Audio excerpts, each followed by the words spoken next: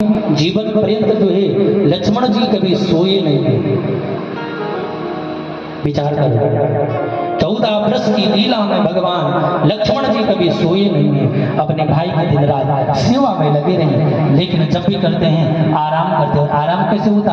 भगवान सेवा भी कर रहे हैं, भगवान की सेवा भी चल रही है और आराम भी हो रहा है। इसलिए महापुरुष कहते हैं कि बड़ा त्याग है किसके अंदर? लक्ष्मण जी के अंदर, और बड़ा त्याग है भरत जी के अंदर। इसलिए इस प्रेम को महाराज राम जी ने लक्ष्मण को समझाया, लक्ष्मण भरत से बड़ा कोई संत नहीं हो सकता है।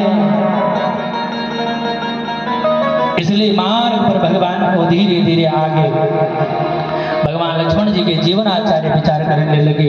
लक्ष्मण जी को भगवान ने खूब सुंदर सी शिक्षाएं प्रदान करी। सो अब त्रय मोर मई माया लक्ष्मण, ये जो चराचर जीव की जो माया ना, यू मेरू यू तेरू, अब ये वो काम हलाना काम जीवन चल जाना हमारा, लेकिन हमारा काम कभी पूर्ण नहीं होने वाला। लेकिन वास्तव में हमारे पास ये 7 दिन होता ना मेरी माँ, 9 दिन जो होता ना, लेकिन दिन 7 ही है। राजा परीक्षित को 7 दिन के लिए 7 दिन का श्राप लगा था, लेकिन राजा परीक्षित चक्कर में पड़ गया। सुखदेव प्रभु ने कहा है राजा परीक्षित कहाँ चक्कर में पड़ रहा, दिन तो 7 ही होते। अरे तुझे 7 दिन का श्राप है ना, लेकिन दिन तो 7 ही होते हैं। तो 20 साल में जिएगा तो दिन 7 दिन में ही एक दिन आएगा। लेकिन अगर 50 साल में जीता है तो 7 दिन ही है, वो दिन बढ़ते नहीं है। इसलिए तुझे चिंतन करने की जरूरत नहीं है। भगवान की बोले सीता रामचंद्र भगवान की।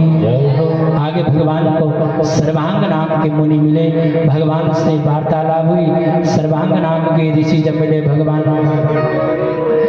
के मन को बहुत कर दिया। भगवान ने कहा सर्वांग ऋषि,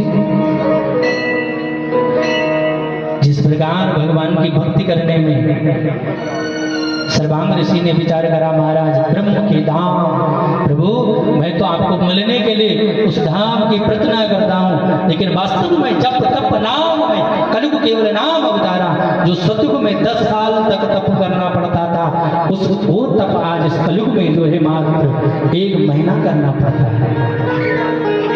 केवल 1 महीना तप करना पड़ता है।